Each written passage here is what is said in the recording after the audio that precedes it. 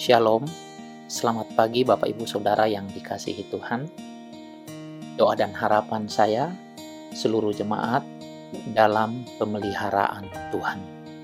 Sebelum kita membaca dan merenungkan firman Tuhan, mari kita satu dalam doa. Bapa di sorga, kami bersyukur kasih dan pemeliharaan Tuhan selalu sempurna bagi kami sekalian.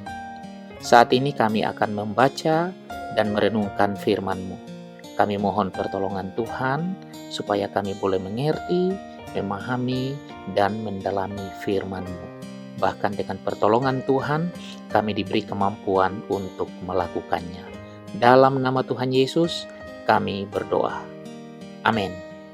Saudara yang dikasihi Tuhan, bacaan firman Tuhan pagi ini terambil dari Lukas pasal 6, ayat 22 sampai 23. Lukas pasal 6 ayat 22 sampai 23, firman Tuhan demikian.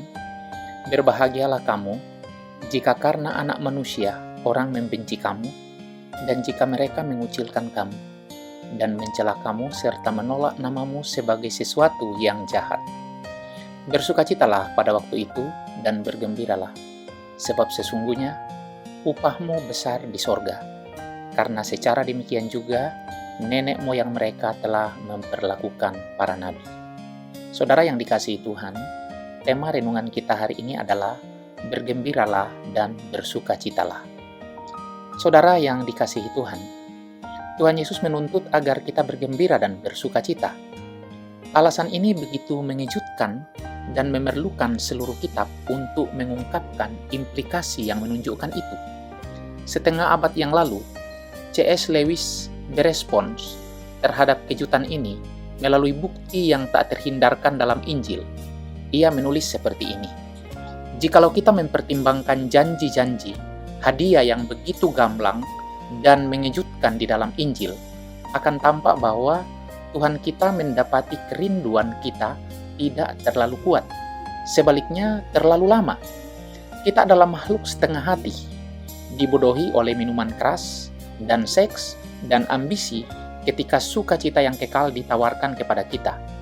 Seperti anak kecil yang tidak tahu apa-apa, yang terus membuat kue dari lumpur yang kotor karena ia tidak dapat membayangkan apa artinya sebuah tawaran berlibur. Kita terlalu mudah merasa senang.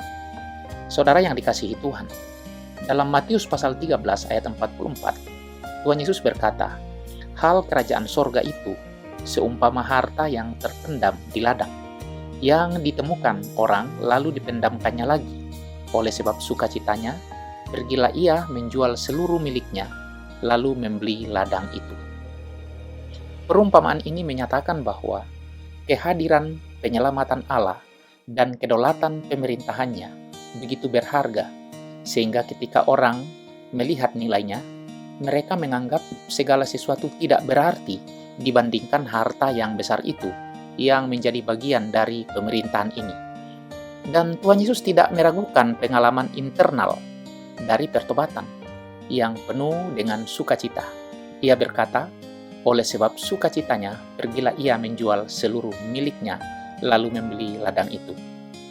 Kita melepaskan segala milik kita yang dapat memberi sukacita sementara, sebab kita telah menemukan harta ini, yaitu Tuhan Yesus Kristus, yang jauh lebih bernilai dibandingkan segala sesuatu yang kita miliki atau yang dapat kita miliki dalam dunia ini.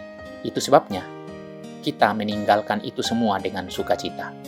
Saudara yang dikasihi Tuhan, yang paling mengejutkan kita di saat Tuhan Yesus berkata, bersukacitalah dan bergembiralah, ialah karena ia mengatakan ini dalam konteks penderitaan.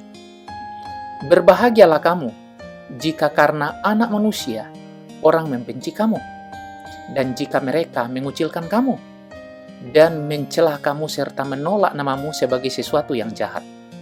Bersukacitalah pada waktu itu dan bergembiralah, sebab sesungguhnya upahmu besar di sorga.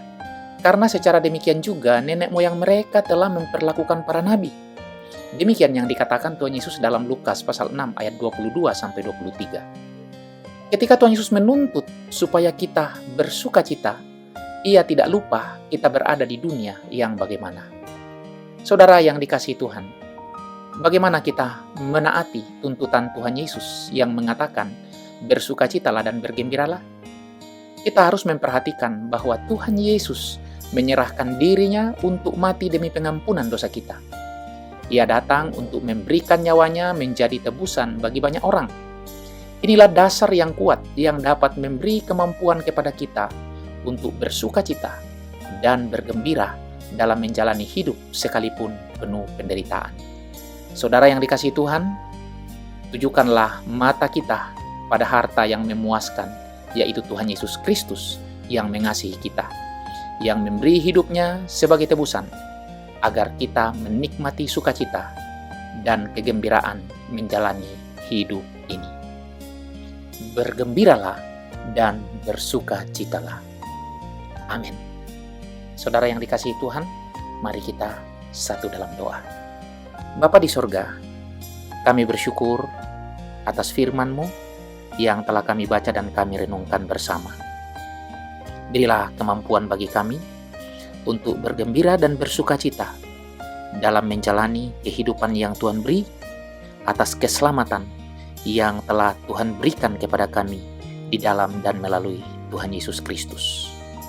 Beri sukacita, beri kegembiraan, sekalipun kami menghadapi berbagai macam pergumulan kehidupan, bahkan penderitaan sekalipun. Sertailah kami sepanjang hari ini. Dengar kami berdoa dalam nama Tuhan Yesus. Amin. Saudara yang dikasihi Tuhan, selamat beraktivitas, selamat berkarya. Tuhan memberkati kita sekalian.